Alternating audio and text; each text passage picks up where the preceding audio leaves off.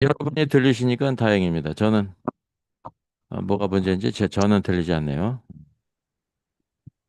네, 감사합니다. 벌써 우리 8월 한 4주간 쉬다가 9월 첫째 주일 또 줌 성경 공부 시작하게 된 감사합니다. 이 시간 굉장히 기다려졌고요.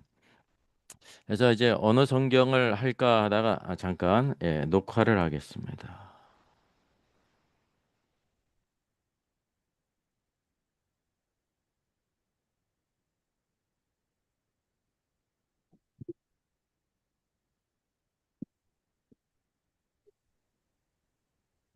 네, 녹화하겠습니다.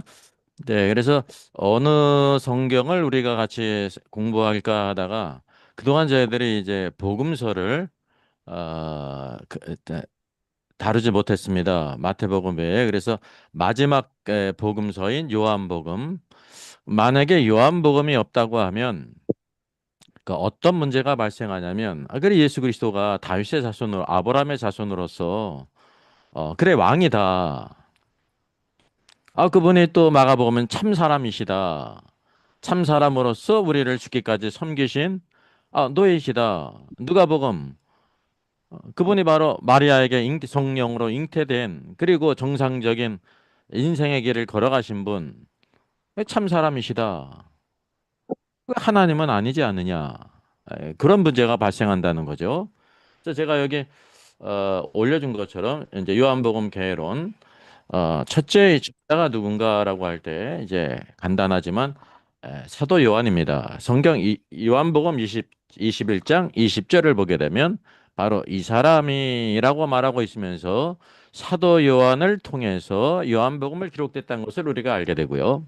그는 바로 세베대의 아들이었습니다. 마태복음 10장 2절. 그리고 그의 형은 야고보였습니다. 그 모친은 살로메였죠. 그래서 우리가 이제 사도 요한을 통해서 성경의 마지막 이제 복음서의 마지막 책인 요한복음을 기록하게 하신 것이 매우 중요합니다. 그리고 기록 장소는 주 약 90년경 약 늦습니다. 그 에베소에서 썼습니다. 그래서 주제가 예수님은 바로 하나님이시고 또 말씀이시며 생명이시며 빛이라는 거. 예수 그리스도께서 말씀이신데 그 말씀이 우리 안에 생명으로 오신다고 하는 사실이죠. 오늘도 우리가 하나님 말씀을 읽고 하나님 말씀을 증거되게 될 때 그 말씀이 우리 올 때 어떻게 바뀌냐면요. 생명으로 바꾸는 거예요. 쉽게 얘기를 한다고 하면 모든 식물들이 햇빛을 받아서 광합성을 합니다. 그래서 녹말을 만들어내고 생장하고 열매를 맺는단 말이죠. 그게 어떻게 맺냐면 빛을 받아야 돼. 반드시 밑으로부터 물을 끌어올릴 뿐만이 아니라 광합성을 해야 된다. 빛이 있어야 반드시 광합성을 합니다. 그래서 빛이 들어올 때 무엇으로 바뀝니까? 그것이 이제 에너지로 바꾼다는 사실이에요. 그러한 것처럼 오늘도 말씀이신 하나님께서 말씀이 우리 안에 오게 될 때 무엇이 되냐면 우리에게 생명이 된다는 것입니다. 그리고 그것은 빛을 우리에게 주신다는 사실이죠. 이 모든 것은 바로 영적인 것을 가리킵니다. 그래서 이것을 우리가 배경을 알 필요가 있는데요. 1세기 말부터 교회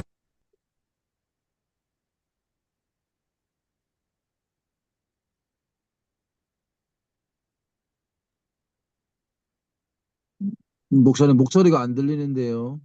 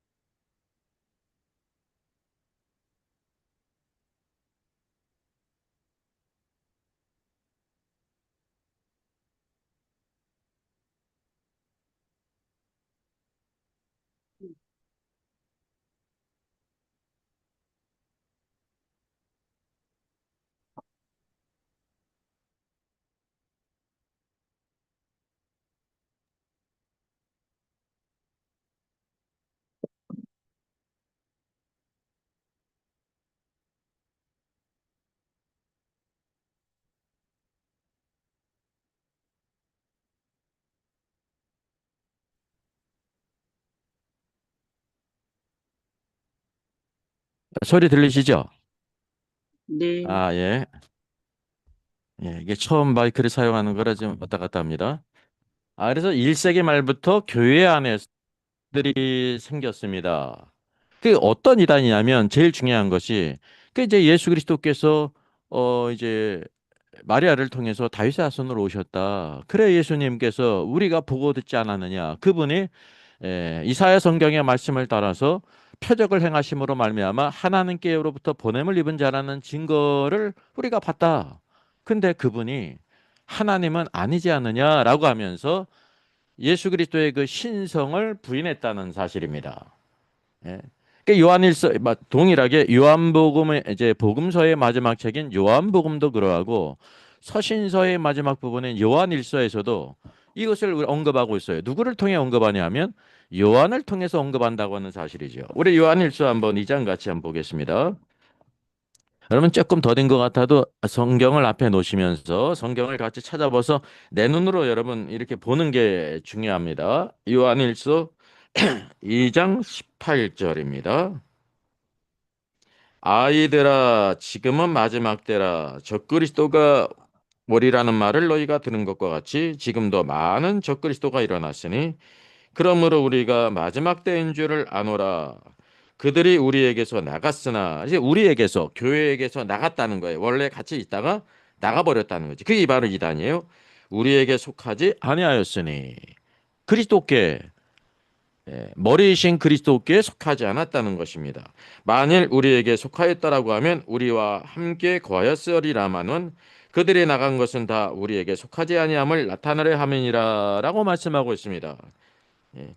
그래서 여기 이 말씀 가운데 많은 오해가 어디에서 생기냐면 여기 이제 적그리스도가 오리라는 말을 너희가 들었는데 지금 많은 적그리스도가 일어났다고 말하게 될 때 이 적그리스도를 어디에 적용하는 사람들이냐 오늘날 지금 여기 이제 많은 적그리스도가 일어나지 않았느냐 예수님 이제 1세기경에도 적그리스도가 일어났다는 거예요.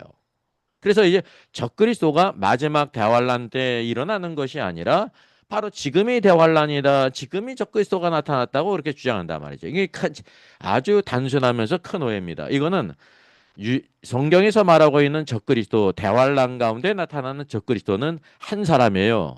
다른 짐승으로서 한 사람. 적그리스도. 그리고 적그리스도를 위해 일하는 다른 짐승인 아, 다른 짐승이 있습니다. 그거는 이제 적그리스도를 돕는 거짓 선지자죠. 이 적그리스도들이라는 것은 그리스도를 대적하는 자는 모두 다 적그리스도예요. 앤티크라이스트. 이게 그 시대에도 많은 그리스도를 대적하는 자들이 있었고 오늘날도 그리스도를 대적하는 자들이 있지 않습니까? 이거를 우리를 동일한 잣대로 봐야 된다는 거죠. 그래서 그리스도를 대적하는데 무엇을 대적하냐면 아주 가장 큰 부분이 그리스도의 신성, 하나님의 아들이시고 하나님과 동격인 그 신성을 부인한다는 것입니다. 그래서 뭐가 나왔습니까? 영재주의가 나왔어요. 영재주의. 하나님이 어떻게 이제 우리의 그 죄악된 육신을 입고 이 땅에 오실 수 있느냐? 그건 육신을 입은 것이 아니라 그냥 이렇게 이렇게 신기루처럼 가연적으로 나타난 것이다. 그게 그노시스주의거든요. 그래서 요한일서에서 이 신격을 부여하는 그노시스주의, 영재주의를 대적하기 위해서 요한 1, 2, 3서를 썼다고 하는 것을 우리가 기억한다는 사실이죠. 그래서 이제 예수 그리스도를 부인하는 사람들 가운데 몇 가지 주장이냐면 첫째, 예수는 사람일 뿐 하나님은 아니라는 것입니다. 둘째, 원래 예수는 사람이었는데 성령이 그의 임함으로 말미암아 하나님께 그렇게 쓰임 받는 것이다. 그 하나님은 아닌데 하나님께 쓰임 받았을 뿐이다라는 그런 주장이 있고 셋째는 예수 그리스도는 피조물이기 때문에 그를 믿어도 영생을 얻을 수 없다라고 말하는 거예요. 예수 그리스도를 피조물로 이렇게 취급한다는 거죠. 아닙니다. 예수 그리스도는 말씀으로 천지 만물을 창조하신 분이시라는 걸 우리가 알아야 되는 것입니다. 그래서 골로새서를 보게 되면 그 그리스도의 신성에 대해서 이렇게 말씀하고 있습니다. 우리 골로새서 같이 한번 보겠습니다. 골로새서 1장이에요. 예, 조금 더 되더라도 성경을 같이 찾아보시기 바랍니다. 골로새서 1장 324쪽입니다. 1장 14절부터 보죠. 그 아들 안에서 우리가 속량곧 죄사함을 얻었도다. 그는 보이지 아니하는 하나님의 형상이시요. 그리스도는 보이지 아니하는 하나님의 형상이라는 거예요. 하나님의 형상이니까 그분은 하나님이시죠. 그리고 모든 피조물보다 먼저 나신이다 그랬습니다. 이거를 이제 잘못 이해하는 사람들이 있어요. 모든 피조물보다 먼저 나신이라 그랬으니까 그 먼저 나셨다는 말을 갖다가 피조물로 간지 않나요? 하나님의 피조되었다. 그런 뜻이 아닙니다. 피조물들이 이 땅에 비로소 생겼는데 그 피조물이 생기기 이전에 먼저 피조됐다는 것이 아니라 먼저 나신 분이라는 거예요. 먼저 나신 분. 그래서 여기 16절에도 만물이 그에게서 창조되되, 만약에 예수님이 피조물이라고 하면 피조물이 모든 세상을 창조할 수 있습니까? 없다는 거죠. 그래서 모든 피조물보다 먼저 나신 분, 먼저 나신 분. 그래서 창세기 말씀에 오늘도 사람을 이렇게 만들게 될 때 뭐라고 말씀하고 있습니까? 우리의 형상을 따라, 또 우리의 모양을 따라 그래. 예, 형상과 모양은 비슷한 단어인데 다른 방면을 보여주고 있어요. 형상, 이미지라는 거는 내적인 것이고요. 모양은 바로 무엇이냐면 외적인 것입니다. 여러분, 그리스도는 어떤 분이시냐면 보이지 아니하는 하나님의 형상이시기 때문에 반드시 뭐를 있으셔야 돼요. 육이 있으셔야 돼요. 육이. 예, 보이는 것이 있어야 된다는 거죠. 그러니까 우리가 아담이 모든 피조물들을 나시기 전에 말씀으로 창조하신 그분께서는 예, 피조물보다 먼저 나신 분으로서 모든 만물들을 창조하셨다는 것입니다. 그리고 하늘과 땅에서 보이는 것들과 보이지 않은 것들과 왕권이나 주권이나 통치자들이나 권세들이 만물이 다 그로 말미암았고 그를 말미암았다는 것입니다. 예, 이거 영어 성경을 보게 되면 더 확실해지는데요. 에, 여기 헬라어 디아는 수르를 가리켜요. 그로 말미암았고 그리고 그를 위하여 그랬습니다. 그를 위하여. 모든 창조의 목적은 그리스도를 위해서 창조되었다는 것입니다. 그래서 모든 영광과 권세가 세세토록 누구에게 돌아갑니까? 하나님께 돌아간다는 사실이죠. 예수 그리스도는 하나님의 형상이심을 우리에게 보고 있습니다. 그리고 17절 또한 그가 만물보다 먼저 계시고 예수 그리스도는 만물보다 먼저 계신 분이세요.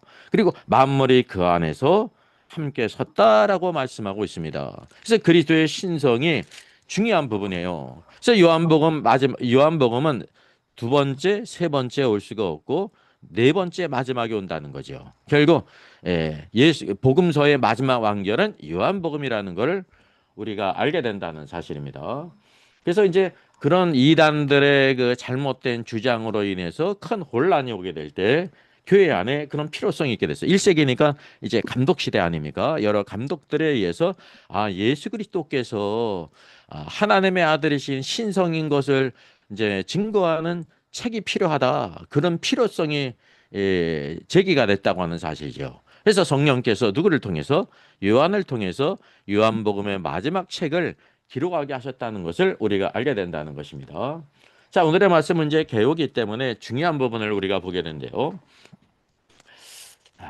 요한복음이 기록된 목적과 그리고 중심 사상이 무엇인가를 알아야 되는 거예요. 우리가 이제 요한복음이라고 하게 될 때 요한복음은 그냥 단순히 예수 그리스도께서 이 땅에 행하신 일들을 기록했다라고만 생각하기 쉽습니다. 근데 우리가 알다시피 공관복음, 마태복음, 마가복음, 누가복음이 있고 그리고 요한복음이 따로 이렇게 구별이 돼요. 그래서 우리가 흔히 이제 어떤 사건을 볼 때마다 이거 내가 이거 봤는데 다른 성경에도 있는데 그게 바로 공관복음이에요. 근데 요한복음은 그런 공통점이 없다고 하는 사실이죠. 그런 이유가 바로 무엇입니까?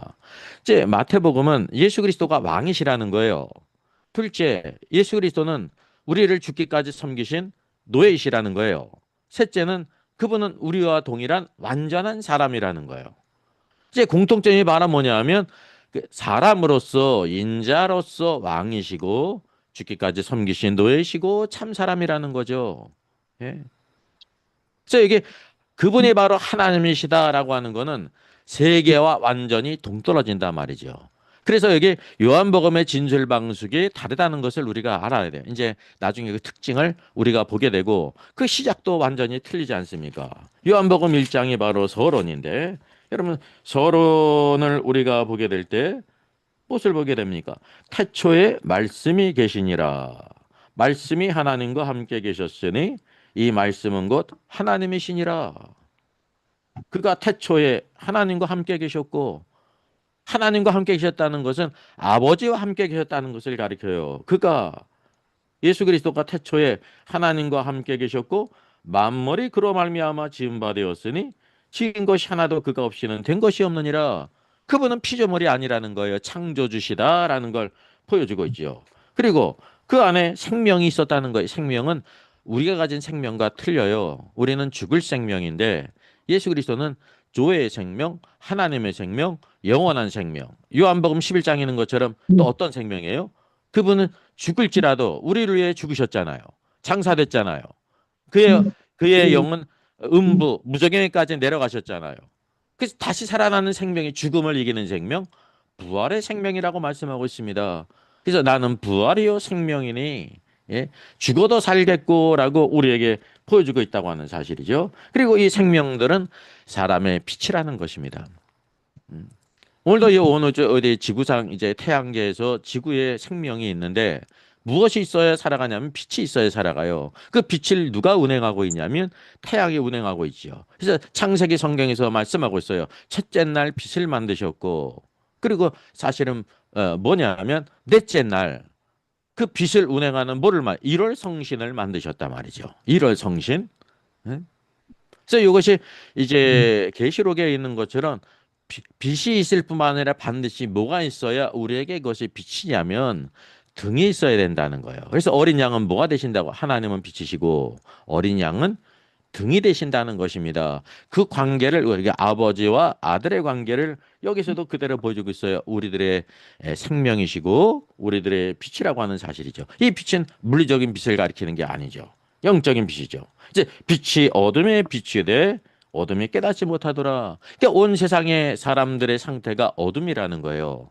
그러니까 물리적인 빛이 없어서 어둠이 아니라 영적인 빛이 없음으로 인해서 어둠이고, 그런데 이 빛은 생명 아닙니까? 그러니까 모든 사람들에게 이 영원한 생명이 있어요, 없어요? 없다는 것입니다. 그래서 이 생명을 주시기 위해서 이 땅에 오신 하나님이시다라는 걸 여기에 보여주고 있는 것입니다. 그래서 요한복음의 시작이 매우 독특한데 이제 그 성격이 예수 그리스도가 하나님이시다라는 것을 이렇게 논증하기 위해서 써졌기 때문이라고 하는 사실이죠. 그래서 여러분 이제 특별히 우리가 이제 전체 성경을 어떻게 볼 것인가라는 관점이 필요하거든요. 여기 보십시오. 모든 성경은 우리가 1차 보게 될 때 누구에 대한 책입니까? 그리스도에 대한 거예요.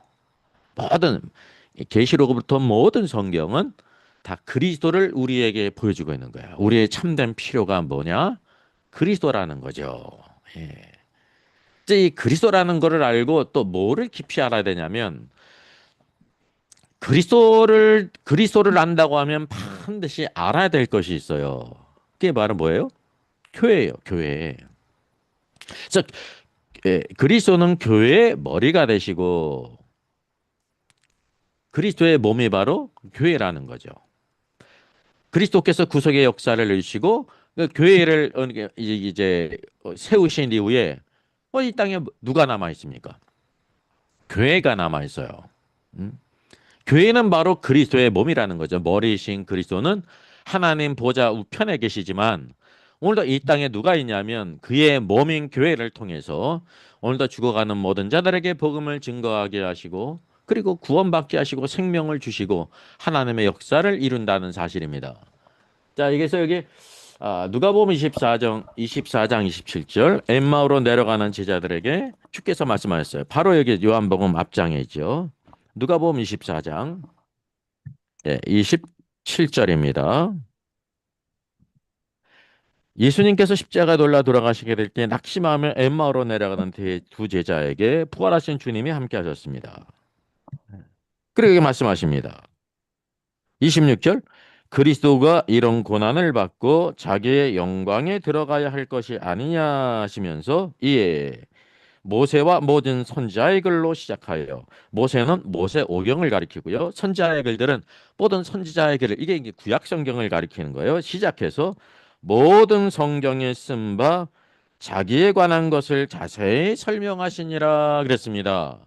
이게 모든 성경은 다 예수 그리스도에 관한 거라는 거예요. 심지어 창세기 말씀에 빛을 만드셨잖아요. 빛이 없이는 생명이 존재할 수 없지 않습니까? 그 빛은 이제 오늘도 뭐를 가리키냐면 예수께서 이 땅에 오셔서 요한복음에서 다른 복음서에는 없어요. 내가 바로 세상의 빛이다.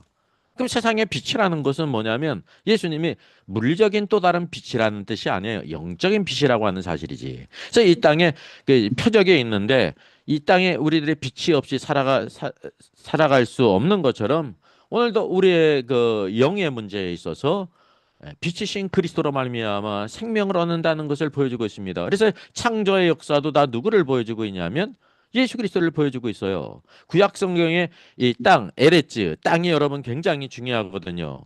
창조의 역사에서도 첫째 날, 둘째 날까지 뭐가 없었어요? 생명이 없었어요. 첫째 날 빛을 만드시고 둘째 날 지구가 물로 온통 뒤집어 씌워 있었는데 생명이 없지 않습니까? 이 물 가운데 궁창을 만드심으로 궁창 위의 물과 궁창 아래의 물로 나누셨습니다. 아직 생명이 없었잖아요. 셋째 날 어떻게 하셨습니까? 셋째 날 여전히 지구가 땅이 물로 덮여 있어요. 물로 덮여 있다는 것은 사망이라는 거예요. 사망. 하나님의 심판으로 인해서 사망의 상태예요. 아직 생명이 나오지 않았습니다. 그러면서 땅을 이렇게 융기시켰습니다. 땅을 이렇게 창조하신 게 아니에요. 예? 땅을 융기시켰단 말이죠. 땅이 융기시키니까 자연히 땅을 덮고 있던 물이 한 곳에 모임으로 인해서 그것을 바다라 칭하셨어요. 아직도 뭐가 없어요? 생명이 없어요. 그런 이유에 셋째 날 바로 뭐를 만드셨습니까? 모든 식물들을 종류대로 만드셨습니다. 그래서 이 땅에서도 물리적으로 생명이 나온 날이 셋째 날이에요. 그 언제 생명이 나오냐면 빛이 있고 궁창이 있고 궁창이 바로 무엇입니까? 이 공기가 있고 그리고 셋째 뭐가 있어야 되냐면 땅이 올라와야 돼. 땅이 있어요. 마른 땅. 예, 땅이 있어야 되는데. 그래서 성경에서 땅은 생명을 가리켜요. 그래서 구약 성경에 오늘도 아브라함에게도 약속의 가나안 땅을 약속의 땅으로 주시지 않습니까? 그게 중요한 것이 그것이 약속의 땅이라는 거예요. 반드시 부르심을 입은 자는 약속의 땅으로 들어가야 된다는 사실이죠. 이게 바로 무엇을 예표합니까? 예? 약속의 땅은 바로 그리스도 안에서 사는 것을 가리켜요. 그리스도 안에서 사는 중요한 요소가 바로 뭐냐면 그곳에 하나님의 성전이 세워짐으로 인하여 하나님을 예배하지 않습니까? 그리고 거기에 하나님의 왕국이 서지 않습니까? 이스라엘이라고 하는 왕국이 세워지잖아요. 왕국은 바로 뭐냐면 하나님의 말씀의 통치를 받는 영역이라는 거예요. 그게 바로 오늘날 이 시대 이제 가나안 땅으로 들어가는 것은 죽어서 우리가 천국에 들어가는 것을 가리키는 것이 아닙니다. 이제 천국에 대한 관념도 창조적이지 않습니까? 창조적이 아니에요. 원래 천국이라는 것은 The Kingdom of Heaven, 하늘의 왕국으로서 하늘의 통치를 받는 영역을 가리킨단 말이죠. 구약 시대 여러분 하나님의 왕국이 임했어요? 임하지 않았어요? 하나님 왕국이 임했죠. 이스라엘 백성들에게 하나님께서 그 말씀으로 그 모든 것을 다 통치하셨다니까요. 이 땅에 있었습니다. 근데 오늘날은 하나님의 통치가 있습니까? 없습니까? 있는데 교회 안에 있는데 교회 안에서조차도 물리적인 통치가 없어요. 구약 시대처럼. 무엇으로 통치하시냐? 말씀과 성령으로 통치하세요. 그래서 믿음이 있는 사람만 주님의 말씀에 순종한다는 사실이죠. 그래 더구나 세상 사람 불신자들은 주님께서 심판하지 않으시죠. 왜? 구원의 때, 은혜의 시대란 말이죠. 오늘도 교회 시대로서 복음을 증거해서 누구든지 모든 사람들이 다 구원받기를 원하시는데 이제 은혜의 때가 지나가면 대환란의 때가 있습니다. 하나님께서 이 땅을 심판하실 때 그게 이제 3년 반이잖아요. 그리고 주님이 재림하셔서 이 땅에 살아남아 있는 모든 불신자들을 이제 주님의 영광에 보좌에 앉으셔서 천사들을 통해서 그들을 다 소환해냅니다. 그게 마태복음 25장에 나오는 양과 염소에 대한 심판이에요. 그 양과 염소는 다 누구냐면 모든 민족, 불신자, 이방, 세상 사람들입니다. 대환란 가운데 살아남은 불신자들을 그들을 다 불러서 심판하는데 어떻게 심판해요? 어떤 자들은 양들로 간주하고 어떤 양들은 염소로 가두게 해요. 양들은 바로 뭐냐면 대환란 가운데 중에서 날아가는 천사들에 의해서 영원한 복음을 증거함으로 말미암아 하나님을 두려워하라. 오늘도 하나님께 영광을 돌리라. 적그리스도가 하나님의 영광을 탈취하게 했을 때 그 복음을 전해요. 이게 아주 기적적인 거죠. 그래서 그때는 믿음이 필요가 없어요. 기적이기 때문에. 음. 그렇게 믿은 사람들은 이 땅에 휴거되지 않은 성도들이나 유대인들을 돕는다는 것이며 먹을 것을 주고 입을 것을 주고 이와 같이 그들을 돌본다는 거예요. 그래서 행위만이 언급됐어요. 행위로 구원받는 것이 아닙니다. 그들은 바로 대환란 가운데 하나님을 경외했기 때문에 하나님을 믿은 게 아니에요. 하나님을 경외했기 때문에 양들로 천년왕국의 백성으로 들어가고 그리고 그렇지 않 염소로 간주되어서 마귀와 그 천사들을 위해 예배된 영원한 풀못에 들어가요.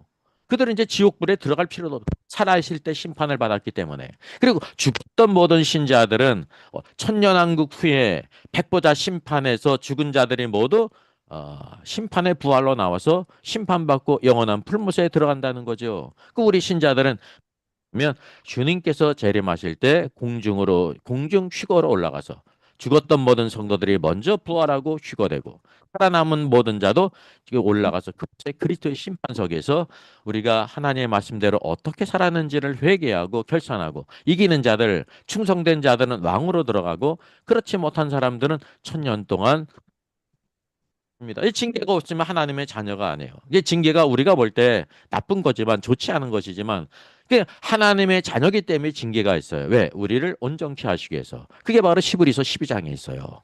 예? 히브리서 12장.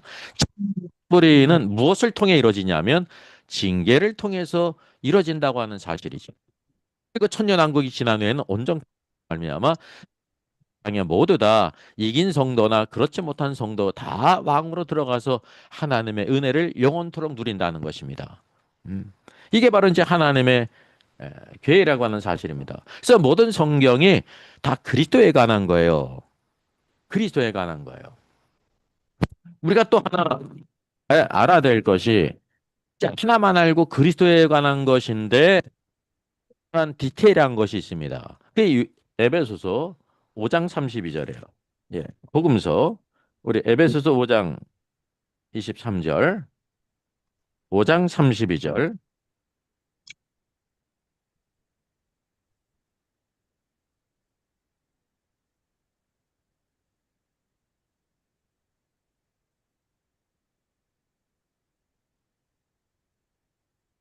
자, 에베소서 5장에서 22절에 아내들아라고 하면서 아내에 대해서 말씀하고 있고요. 그다음에 또 남편들아라고 또 말하고 있습니다. 28절 이와 같이 남편들도 이 아내와 남편의 관계를 무엇으로 비유하냐면 그리스도가 교회를 사랑하듯이 교회가 그리스도께 순종하듯이 그 관계를 말하고 있다고 하는 거죠. 그래서 뭐라고 말씀하고 있습니다.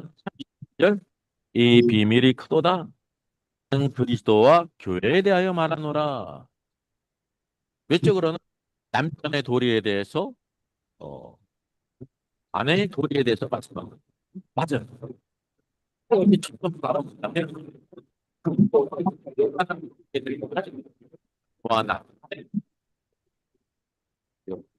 하나님께서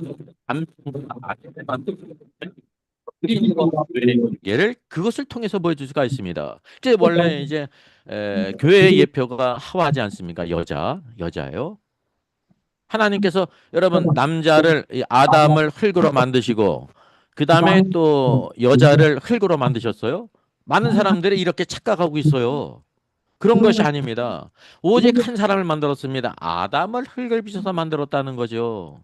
그런 후에 모든 짐승들, 동물들은 다 짝이 있는데 아담만이 짝이 없다는 것을 깨닫게 하시잖아요. 그것을 깨닫게 하신 이후에 아담을 잠들게 하시고 아담의 갈빗대를 끄집어내서 여자를 만드셨어요. 여자를 만드셨어요. 그러니까 여자의 요소는 바로 뭐냐면 다른 성분이 아니라 아담에서 나온 것입니다. 한 사람이에요. 그래서 결혼이란 말은 뭐냐면 원래 한 사람으로 돌아가는 거라니까요. 예?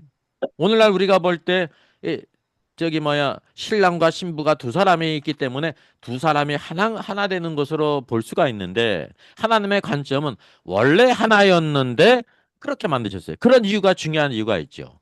생육하고 번성하기 위해서 누가 필요해요? 돕는 배필이 필요하는 거예요. 돕는 배필. 아담과 돕는 배필은 하나라는 것을 우리에게 보여주고 있습니다. 이것이 바로 아담으로 예표된 예수 그리스도와 여자로 예표된 교회의 관계를 우리에게 보여주고 있다는 거죠. 그래서 교회는 누구로부터 나왔냐면 아담이신 그리스도로부터 나왔다는 것을 기억할 필요가 있습니다. 음. 자, 우리가 이제 창세기 말씀에서 하나님께서 이제 아담을 통해서 여자를 만드신 것을 우리가 잘 알지 않습니까? 제가 지금 말씀드렸어요. 그래서 두 사람을 하나로 되게 한 게 아니에요. 원래 한 사람이었는데 아담의 갈빗대를 뽑아서 여자를 만든 이후에 너희가 한 몸을 이루라 그랬어요. 원래 하나였기 때문에 하나가 되는 거예요. 그래서 그 관계를 통해서 이 땅에서 생육하고 번성하는 놀라운 축복을 이룬다는 사실입니다. 그래서 구약 성경을 보게 되면 다 여러분 여기 이제 여자가 여자인 것처럼 이스라엘 백성들을 다 무엇이라고 말해요? 여자로 여자로 말해요. 그 성도 마찬가지예요. 성이 바로 뭐예요? 여자예요, 여자. 마지막 성이 있는데 새 예루살렘 성이 있잖아요. 새 예루살렘 성이 남성일까요? 중성일까요? 여성일까요? 여성이에요. 여성 명사예요. 이게 다 교회의 예표라는 거죠. 신부이면서 성이라 말이죠. 하나님의 왕국을 이루는데 그리스도의 신부라는 것을 이제 우리에게 보여주고 있다고 하는 사실이죠. 그래서 이제 첫 번째 우리가 알아야 될 것은 모든 성경은 다 예수 그리스도에 관한 거라는 것입니다. 심지어 요나서가 있지 않습니까? 요나서의 중심 메시지가 예수 그리스도예요. 이거를 모르는 사람이 많이 있죠. 그냥 요나가 선지자였는데 하나님 말씀을 불순종하다가 그렇게 이제 고래 뱃속에 들어갔다가 회개하니까 나와서 하나님의 능력이 많으셔가지고 이렇게 복음을 전해서 니네 사람들이 다 이제 구원받았다. 그게 중요한 메시지예요, 그것이. 근데 그게 중요한 게 아니면 그 부가적인 것입니다.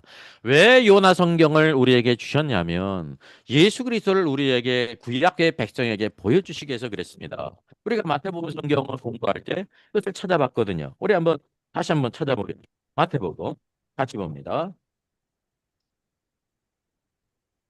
자, 마태복음입니다. 마태복음 12장이에요.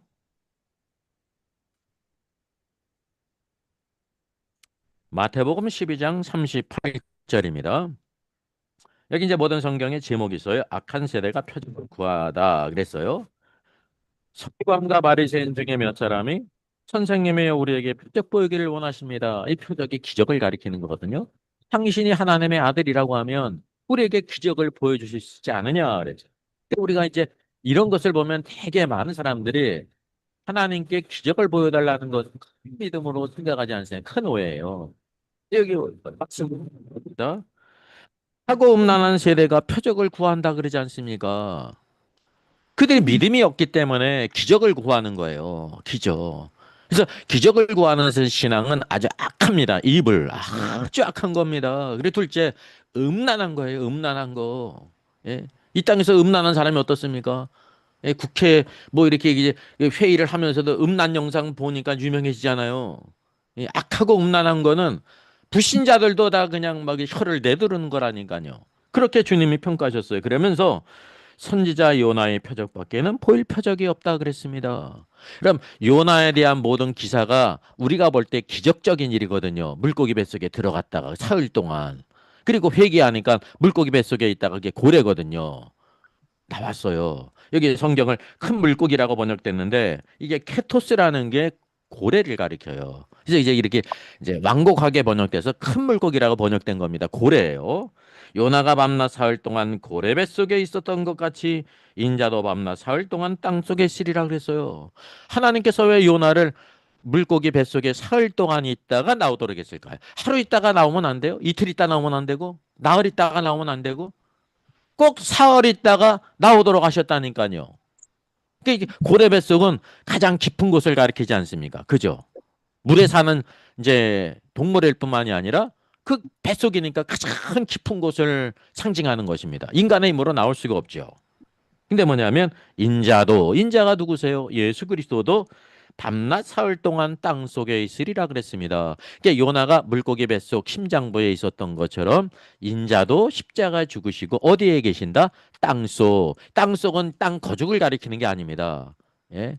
오늘도 이 땅의 이제 표면 지각이잖아요. 약 30km. 무덤이 대개 뭐 1m, 2m짜리 아닙니까? 그거를 가리키는 거 아니에요. 육신은 주님께서 돌무덤에 이제 이렇게 안장됐지만 그분의 영은 어디에 내려가셨습니까? 음부, 무저갱에 내려가셨어요. 우리 로마서 성경을 보되 로마서 10장에 보게 되면 우리가 무저갱에 내려갈 필요가 없다. 예? 왜냐하면 여기 복음의 말씀, 믿음의 말씀이 있는데 예수님께서 십자가 죽으시고 하늘에 올라가신 게 아니에요. 무저갱에 내려가셨다니까요. 그리고 사흘 동안 있다가 다시 부활했습니다. 부활한 바는 뭐냐면 예수님의 영이 음부를 나오셔야 돼요. 음부를 나오실 수 있는 권세가 있죠. 예수 그리스도는 음부의 열쇠를 가지고 있거든요. 부활의 생명이시기 때문에 죽음을 이기실 수가 있으세요. 죽음만 이겨서 되는 게 아닙니다. 썩었던 주님의 몸도 다시 살아나야 돼요. 썩었던 몸도 다시 살아나고 음부의 무정행에 내려갔던 주님의 영도 음부의 문을 열고 나오셔서 다시 하나가 될 때 그게 바로 부활이라는 거죠. 우리 성도도 마찬가지예요. 모든 몸들이 다 썩었잖아요. 근데 주님께서 다시 살리세요. 그리고 그의 영은, 그의 혼은 다 지금 어디에 있냐? 낙원에 있지 않습니까? 다시 하나로 돼서 죽었던 모든 성도들이 먼저 부활하고 살아남은 자도 공중 구름으로 올라가서 주를 만나게 하시랴. 거기에 바로 위대한 그리스도의 심판서, 우리 믿는 성도들의 모든 신앙을 결산하는 위대한 자리, 착하고 충성된 종으로 살았는지 악하고 게으른 종으로 살았는지 평가가 난다고 하는 사실이죠. 그래서 여기 있는 것처럼 요나서의 중심 메시지가 바로 뭐냐면 십자가에 죽으시고 장사돼서 사흘 동안 음부 무정행에 계시다가 부활하신 예수 그리스도를 무엇을 통해 보이신 거예요? 요나를 통해 보이신 것입니다. 그래서 요나의 표적이에요. 표적, 사인. 예? 이 요한복음도 우리가 보듯이 요한복음을 다 뭐라고 기적적인 일들이 다 기록되어 있는데 성경은 뭐라고 말하고 있어요? 그걸 기적이라고 부르고 있지 않고 표적이라고 불러요. 표적. 그래서 영어 성경은 사인으로 번역했어요. 예. 그래서 저기 뭐야 NIV 같은 거는 뭐라고 번역했을까요? 기적, 미러클. 사람이 볼 때 기적이거든요. 근데 성경대로 그게 표적이에요. 표적. 표적은 기적적인 일인데 그 기적으로만 끝나는 게 아니라 그것을 통해서 우리에게 보여주시는 영적인 진리가 있다는 거죠. 영적인 진리. 오늘도 이 요한복음에 나타난 모든 표적들은 예수님이 어떤 증거입니까? 그분이 바로 하나님이라는 증거입니다. 그 대표적인 예가 있죠. 요한복음에는 있는데 마태, 마가, 누가복음에 없는 사건이 있죠. 대표적인 거. 이게 뭘까요? 요한복음 11장. 요한복음의 최고의 표적이 요한복음 11장이에요. 맞아요. 죽은 나사로를 살리신 사건. 제 예수님께서 나사로가 병들었다는 소식을 듣고도 사랑하는 자이거든요. 근데 즉시 뛰어가지 않으셨어요. 일부러만 지체를 하셨어요. 근데 이제 나사로가 죽지 않았습니까? 죽은 후에 갔습니다. 예수님께서는 나사로가 죽은 것을 잔다라고 말씀하셨는데 제 아들은 나사로가 잠들었으면 깨면은 일어날 수 있죠. 이렇게 잘못 생각했다니까요. 성경은 뭐라고 말씀하고 있어요? 그 죽은 것을 잔다고 표현했단 말이에요. 제자들이 그것을 깨닫지 못했어요.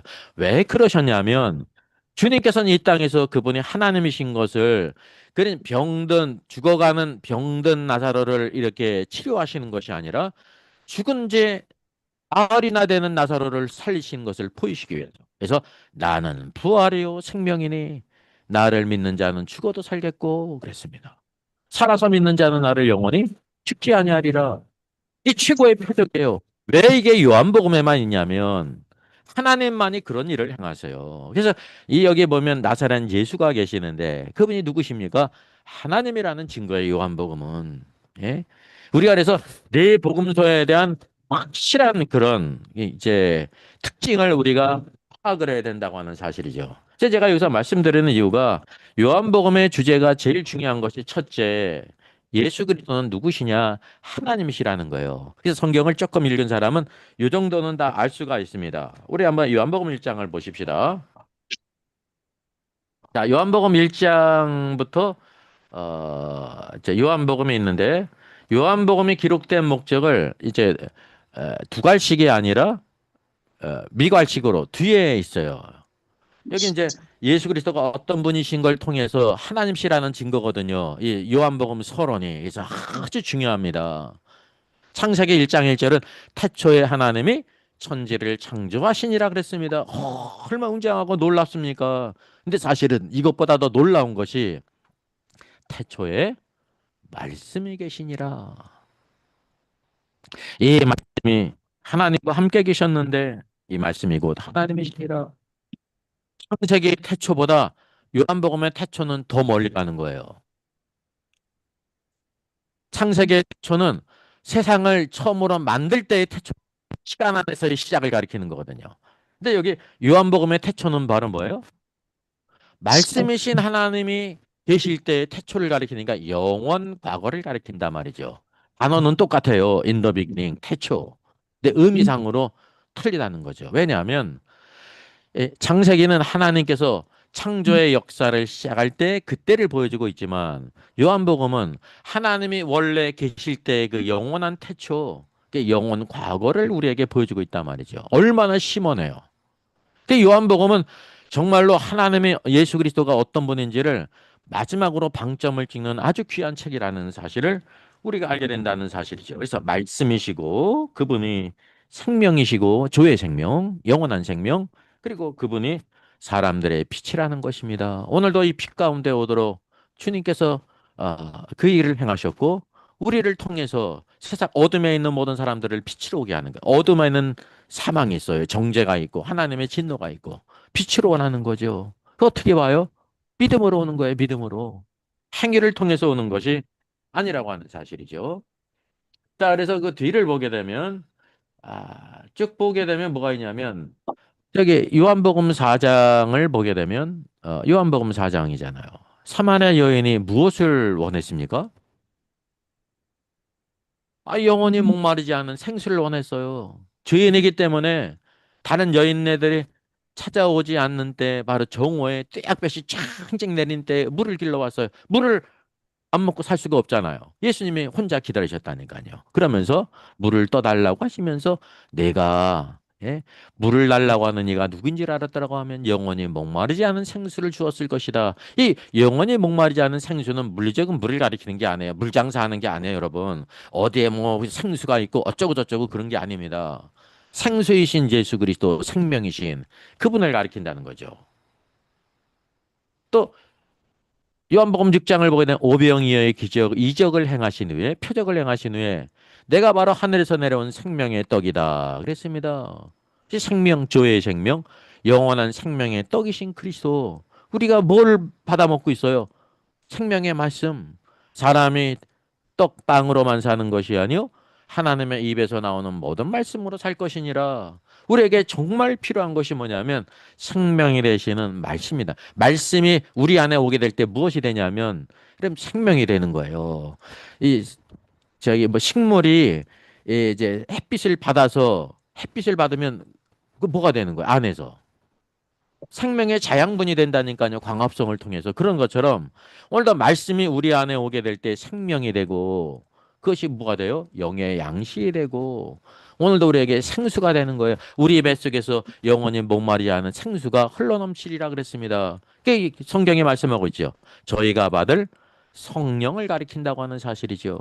그래서 우리가 성령으로 충만하여 살아갈 이유가 뭐냐면 성령 충만하게 될 때 목마르지 않은 생수를 우리가 마신 것 같이 늘 우리가 기쁨이 있고 소망이 있고 평강이 있고 쇠임을 얻는다는 사실입니다. 그래서 요한복음은 다 생명에 대한 것입니다. 요한복음 10장 예수 그리스도께서 선한 목자의 비유를 드렸잖아요. 목자가 오신 이유가 바로 무엇입니까?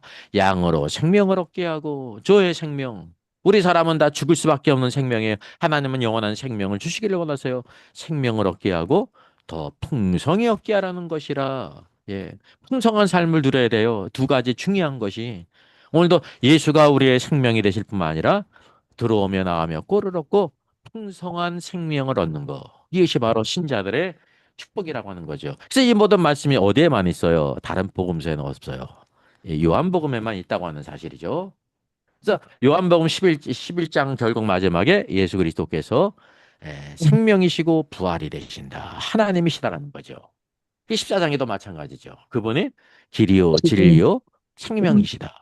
예, 요한복음 14장 10절 내가 곧 길이요 진리요 생명이라는 말씀이 다른 복음서에 없잖아요. 왜 없냐면 오직 예수님은 하나님이시기 때문에 하나님이신 그분이 길이요 진리요 생명이 되신다고 하는 사실입니다. 그래서 이제 흔히 많은 사람들이 이제 복음서에 대한 오해가 이제 마가복음이 제일 먼저 기록됐는데 다른 제자 마태가 누가가 요한이 이 복음서를 참조를 해가지고 쉽게 기리라면 컨닝을 해가지고요 다른 복음서를 썼다는 것이 이제 신학계에 많이 퍼졌잖아요. 이게 헛소리예요. 이게 다 헛소리. 예? 복음서의 영광을 몰라요. 마가복음을 갖고 요한복음을 쓸 수가 없어요. 마태복음도 마찬가지입니다. 근데 그런 이유가 바로 뭐냐면 공관적인 사건이 기록된 것 때문에 그러지 않습니까? 이게 하나는 아는데 그 이제 공통적인 사건이 마태복음, 마가복음, 누가복음에 있잖아요. 그것이 왜 있냐를 성경을 보지를 못했다니까요. 예, 성경은 베낀 게 아니에요. 음.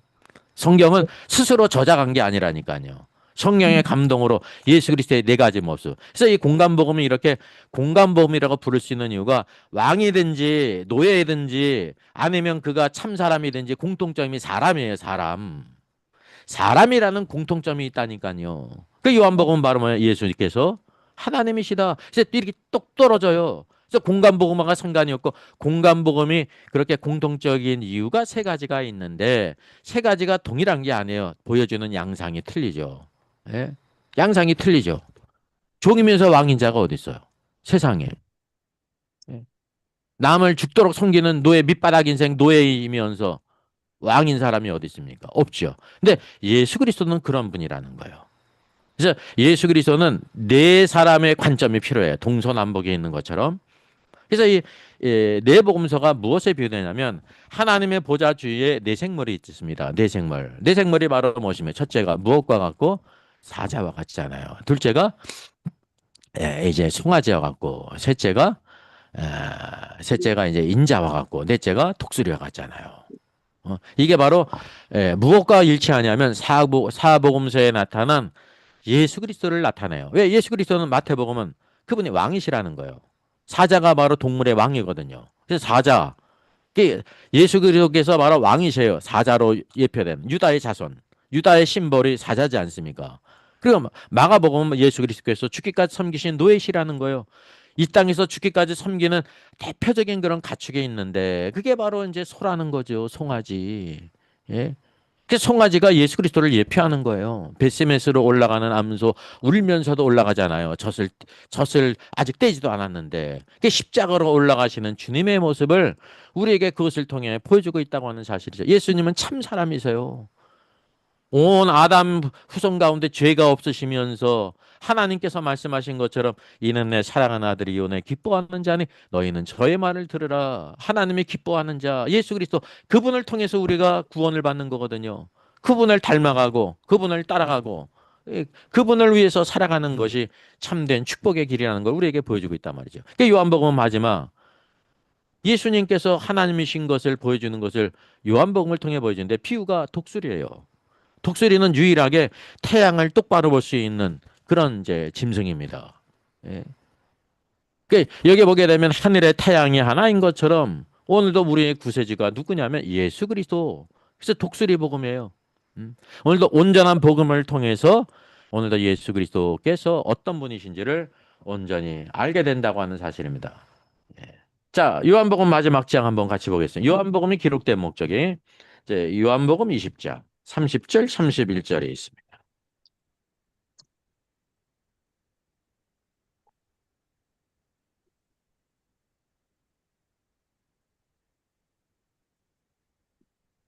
우리가 흔히 이제 복음서나 성경을 보면서 이 모든 성경 아주 그냥 서론으로부터 본론 기승전결해 가지고 결론까지 쫙 이렇게 기록된다는 것을 잘 몰라요. 그냥 예수님이 이 땅에 계실 때 그냥 주섬주섬 막 그냥 이게 시간적으로 막 늘어났나 보다 이렇게만 생각하지 않습니까? 예수님의 생애니까.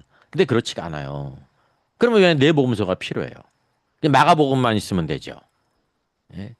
아주 사복음서는 누구든지 쉽게 볼 수 있지만 그럼에도 불구하고 아주 깊은 성경이라는 걸 우리가 알아야 돼요. 이게 성경의 징검다리 아닙니까? 복음서가 없이 우리가 성경을 알 수 있어요, 없어요? 못죠. 신약과 구약에 어떻게 연결되는지 이제 구약의 모든 것이 예수 그리스도에 관한 것임을 예수 그리스도에서 모든 것을 우리에게 보여주신 것을 알 수가 없단 말입니다.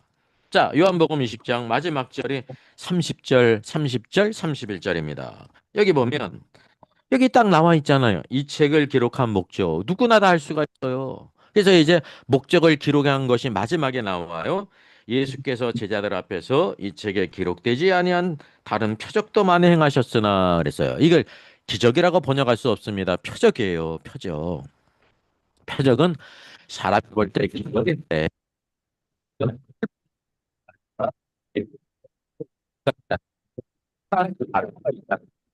그래서 요한복음이든지 다른 복음서에 기록되지 않은 많은 일들을 주님이 행하셨구나라는 걸 알아야 돼요. 주님이 이런 일만을 행하신 것이 아니라는 거죠. 많은 일을 행하셨는데 요한복음에 이것을 기록된 목적이 바로 무엇이나 이것을 기록한 것은 너희로 예수께서 하나님의 아들이심을 믿게 하려 함이요 그랬습니다. 여러분, 예수가 하나님의 아들이요 그리스도라는 걸 무엇을 통해 여기 이제 신약의 백성들이 알았어요. 그 표적을 보고 한 거예요. 표적. 세례 요한조차도 자기가 증거하는 분이 누군지를 몰랐잖아요. 근데 예수님이 이제 사역을 시작하면서 세례 요한에게 세례를 받아서 오르게 될 때 아직도 이 그분이 자기가 증거한 메시아인지를 몰랐잖아요. 세례를 받을 때 무슨 증거가 있었습니까? 하늘에서 성령이 성, 비둘기의 형상으로 모였습니다. 비둘기가 성령이 아니에요. 성령이 무영의 영이신데 그게 표적이죠. 성령이 임하신 것을 무엇을 통해 보이셨습니까? 비둘기의 형상을 통해 보이셨으면 비둘기 같은 성령이 예수님 위에 임하셨다니까요. 그걸 통해 뭐를 알았습니까? 또 아버지의 증거가 있었죠. 이는 내 사랑하는 리오 내 기뻐하는 자라. 아버지 하나님의 증거가 있어. 여기 누가 있어? 예수님이. 바로 성자라니까요. 성자 하나님. 그래서 그때 세례 요한도 이분이 바로 그리스도시구나 메시아이시구나 하나님의 아들이시구나라는 걸 알았다니까요. 그게 바로 표적이에요. 이사야 성경에 바로 그가 안전병이를 일으키고 눈먼 자의 눈을 뜨게 하고 죽은 자를 일으킬 것이다. 그게 표적이란 말이죠. 표적. 유대인들은 무엇을 구해요? 표적을 구하는 거예요. 표적을 통해서 누구를 알았어요? 예수님이 그리스도심을 알았습니다. 근데 심지어 여기 복음서에 있지만 여기 이방인들이 나오잖아요. 가나안 여인, 수로보니게 여인, 또 아니면 이제 백부장 고넬료가 나오잖아요. 로마 장교. 근데 표적을 보고 알았습니까? 아니에요. 표적을 보면 믿음으로 알았어요. 자기 종이 이렇게 병들게 될 때 주님이 그 자기의 종을 고쳐줄 수 있는 능력이 있으신 분으로 알았습니다. 사람을 보냈죠. 근데 생각해 보니까 그분이 하나님의 아들이신데 구태 여기 올 필요가 있느냐? 나도 남의 천부장이 수하에 있고 백부장 밑에 100명의 부하들이 있는데 오라 오면 오고 가라면 가는데 예수님이 수고롭게 오실 일이 무엇이느냐? 그냥 거기서 말씀하시옵소서. 예수님이 내 믿음이 크도다 그랬잖아요. 믿음으로 구원받았잖아요. 수로보니 여기는 표적을 봤어요? 안 해요. 그분의 소문을 듣고 그분이 바로 주님이시구나. 처음에는 다윗의 자손으로 불렀다가 주님이시요. 이방인도 주님과는 관계 있지 않습니까? 근데 상회에 있는 떡을 달라는 것이 아니라 그건 자녀인 유대인들에게 주시고 이방인들도 개들도 상에서 떨어지는 부스러기를 먹지 않습니까? 저는 부스러기를 달라고 하는 것입니다. 그래서 내 믿음이 크도다 그랬잖아요. 여러분 모든 이방인들은 무엇을 통해 구원받았어요? 믿음을 통해 구원받았어요. 그래서 고린도전서에 유대인들은 표적을 구하고 헬라인은 지혜를 구하지만 우리가 누구예요? 교회는 십자가에 못 박이신 예수를 증거한다 그랬습니다. 십자가에 못 박이신 예수를 증거하는 것이 무엇을 통해 구원받는다는 거예요? 믿음을 통해서 구원받는다는 거예요. 믿음. 여러분 우리의 조상 아브라함은 무엇을 통해 구원받았습니까? 표적을 보고 구원받았어요? 아니에요. 영광의 하나님이 그를 부르실 때 믿고 떠났다니까요. 그게 부르심을 입은 첫 번째 사람. 그래서 믿음의 조상이에요. 믿음. 그래서 믿음으로 말미암은 모든 자는 하나님의 자녀인 줄 알지어다 말하고 있습니다. 영적으로 저와 여러분이 아브라함의 자손이에요. 그러니까 아브라함에게 약속하신 모든 복을 저와 여러분에게 주신다고 하는 사실이죠. 우리가 이것을 꼭 기억해야 돼요. 하나님의 약속하심이 우리에게 있다. 그래서 약속을 이루는 자, 예, 우리가 육신의 힘으로 이스마엘을 낳은 이제 아브라함처럼 행하지 않고 믿음으로 행한 믿음으로 이삭을 얻었잖아요. 예?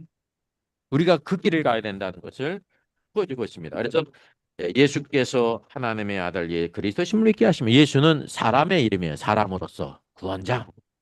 어? 그가 바로 그리스도라는 거예요. 그리스도는 뭐냐면 메시아 신성을 가리키는 거예요. 사람이면서 신성이에요. 하나님의 아들. 그를 믿으라는 것이죠. 믿는 결과가 바로 무엇입니까? 믿음의 결과. 믿고 그 이름을 힘입어 생명을 얻게 하려 합니다. 생명. 생명은 지금 우리들이 가지고 있는 생명을 가리키는 게 아닙니다.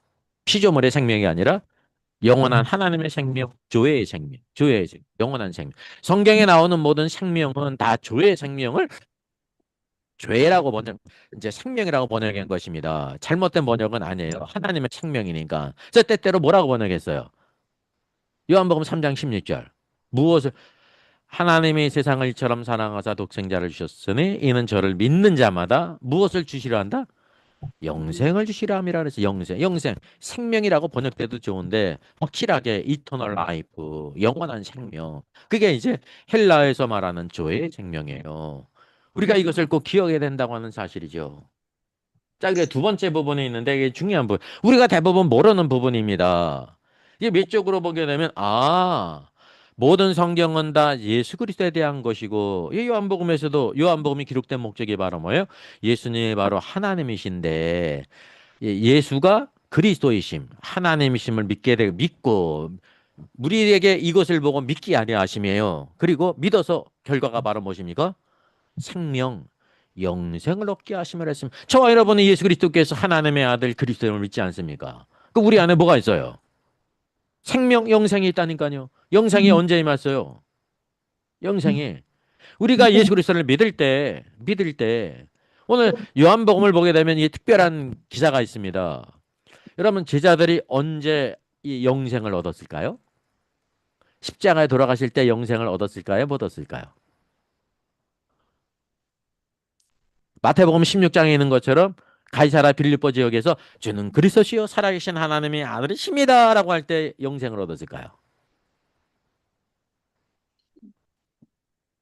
자, 여기 19장에 나와요. 요한복음 19장. 우리 마지막으로 한번 보겠습니다. 벌써 이제 59분인데. 요한복음 19장입니다. 요한복음 19장 30절을 보게 되면 신포도주를 받으신 후에 다 이루었다. 마지막 말씀이 십자가 가상 7원의 마지막에 다 이루었다는 것입니다. 테테르스타이 다 이루었다. 그러면서 머리를 숙이시니 영원히 떠나가시니라 그랬습니다. 우리말 영원히 떠나가시는데 뭐냐면 원문은 푸니마예요. 영이 떠나가신 거예요. 그게 죽음이에요. 그 영이 어디에 내려가셨어요? 하늘에 올라가신 게 아니에요. 사도행전 2장을 보더라도 어디 가셨습니까? 음부에 로마서 10장에도 있잖아요. 음부 무저갱이 내려가셨다니까요. 그러니 왜 어떤 일이 있습니까? 부활하시지 않습니까? 부활하셨어요. 부활하신 이후에 제자들을 20장에 만나세요. 21절 예수께서 이제 의심 제자들에게 손과 옆구리를 보이셨어요. 20장 20절 제자들이 주를 보고 기뻐했습니다.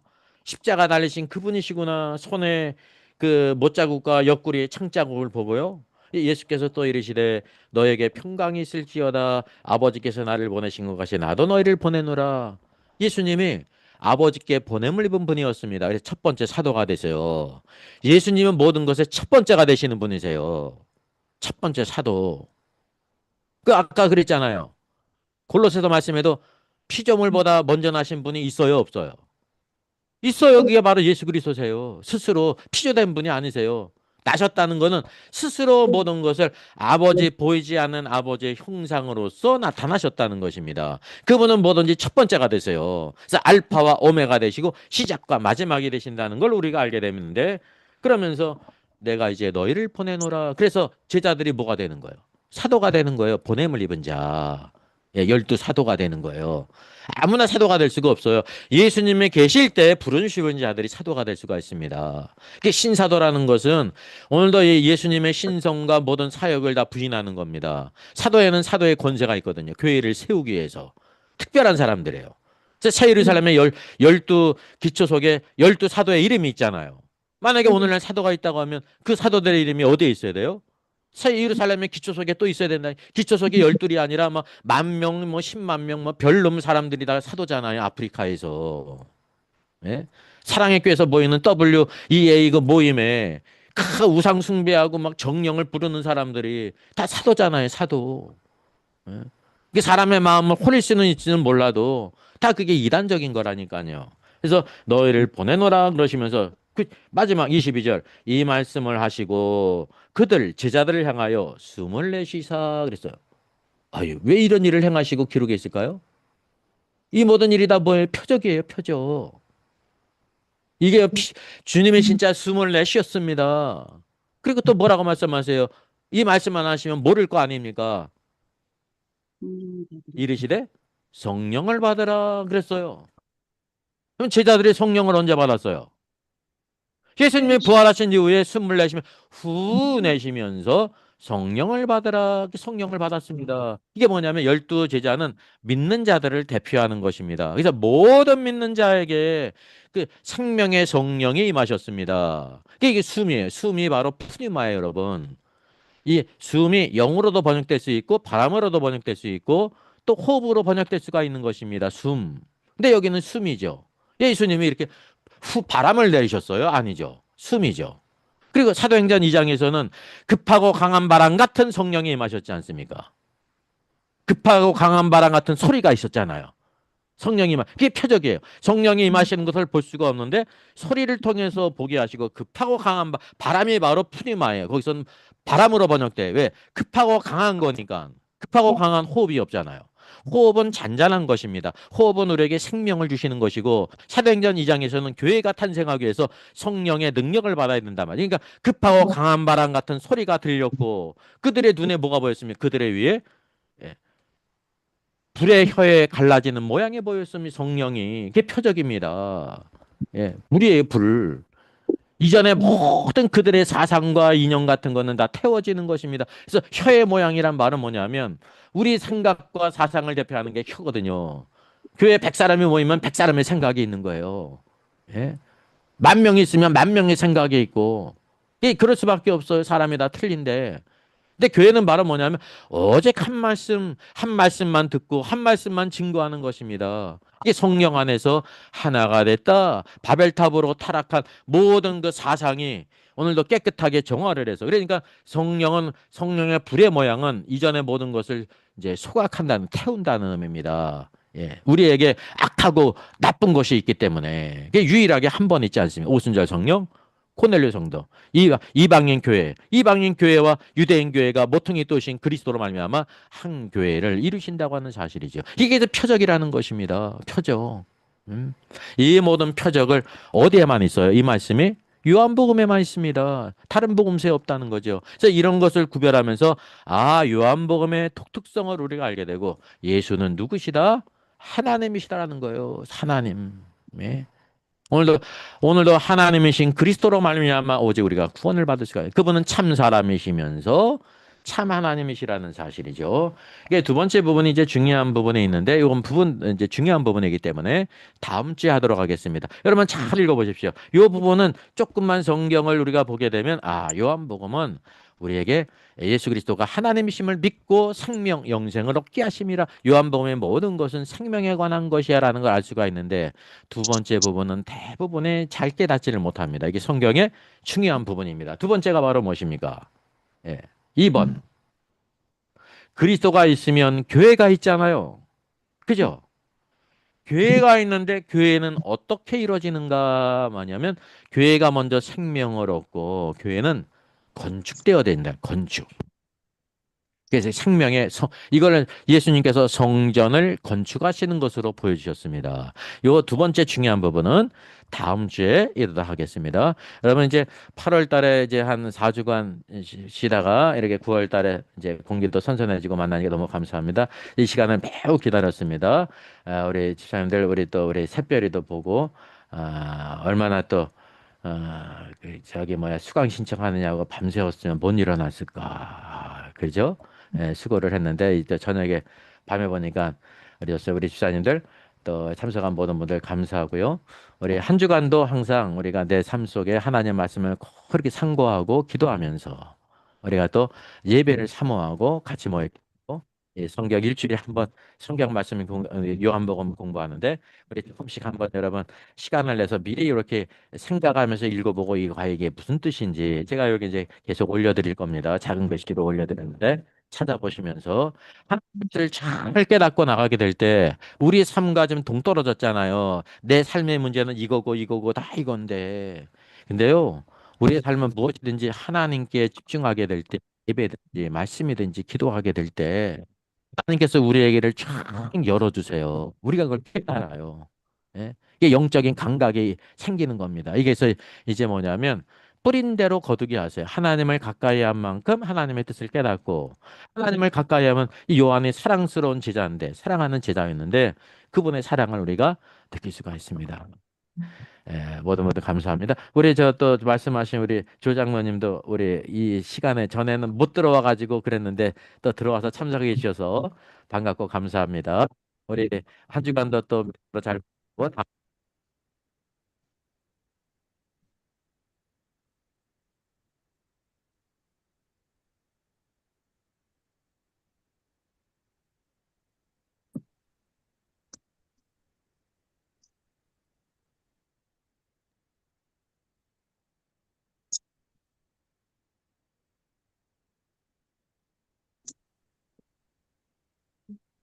이 땅에서 이렇게 꼭 잡아내게 하시는 때마다 이마다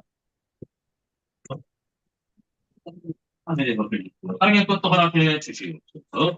감사하고 이 모든 말씀 주 예수님의 이름으로 기도하옵나이다. 아멘. 감사합니다. 수고하셨습니다. 감사합니다. 입담이 감사합니다. 수고하셨습니다. 네. 감사합니다. 진짜 예쁘게 하는 거야.